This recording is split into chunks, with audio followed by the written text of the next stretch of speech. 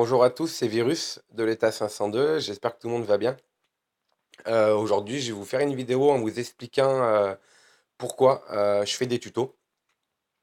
Parce que moi, j'ai commencé la Stampire il y a un peu plus d'un an maintenant. Ma base actuelle, donc mon compte actuel, je l'ai commencé il y a 3 mois, un peu moins je pense, mais j'ai commencé le jeu il y a un peu plus d'un an avec un autre compte. J'étais base 28, j'ai vendu mon compte pour me consacrer à un nouveau compte et essayer de faire entre guillemets, si je peux dire, la base parfaite, de commencer dès le départ en faisant les bons choix. Parce que quand j'ai commencé le jeu il y a un peu plus d'un an, comme j'aime bien savoir où est-ce que je mets les pieds, que ce soit quand je commence un jeu de PS4 ou un jeu sur téléphone, j'aime chercher des tutos sur Internet, sur YouTube.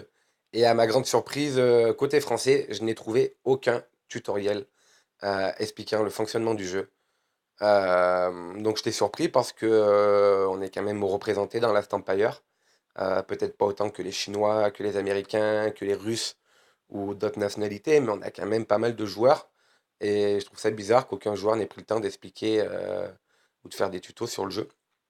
C'est dommage parce que quand on commence Last Empire, on croit que c'est facile, mais au final, plus on avance et plus on se rend compte que c'est un jeu qui est très difficile.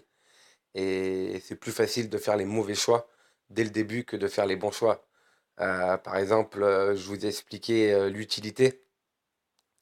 Dans mes vidéos antérieures, je vous ai expliqué l'utilité, si on va dans l'armurerie, de faire les équipements uniquement de la même couleur pour avoir les différents bonus qui sont ici. L'utilité de faire 7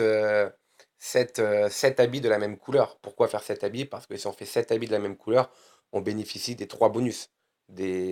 Par exemple, si on a 3 pièces d'équipement de la même couleur, ça nous fait un bonus. Si on en a 5, ça nous fait un bonus. Si on en a 7, ça nous fait un autre bonus. Donc voilà, donc par exemple pour les équipements, je vous ai expliqué également comment bien distribuer les points de compétences à vos officiers. Pour l'instant, je vous ai parlé d'un officier instructeur chargé de produire des soldats. Je vous ai expliqué qu'il fallait aller dans la partie de droite, dans soutien, prendre uniquement la partie de gauche, parce que c'est tout ce qui concerne la production de soldats. Si on ne le sait pas, c'est vrai qu'on serait amené peut-être à mettre un petit peu des points à droite, un petit peu des points dans développer, un petit peu des points dans le combat. C'est voilà, c'est des choses que si on ne sait pas, qu'on ne peut pas savoir, qu'on apprend peut-être par la suite. Si vous êtes attentif, vous apprenez que vous avez fait des erreurs. Donc voilà, par exemple avec cet officier-là, je vous ai expliqué qu'il fallait aller uniquement dans la branche de gauche, parce que c'était uniquement la branche de gauche qui concernait notre instructeur, c'est tout ce qui concerne la production de soldats. Et ainsi, en allant sur la branche de gauche, on peut débloquer rapidement, comme je vous ai expliqué, cette compétence, qui vous donne 50 000 points chaque jour à chaque officier. Je vous ai également parlé de Natacha, que j'ai mis dans le centre de recherche technologique.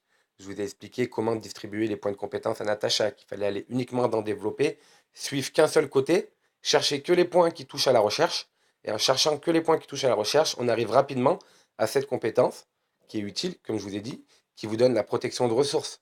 C'est le bouclier jaune qui est autour de votre base et qui protège vos ressources pendant 2 heures.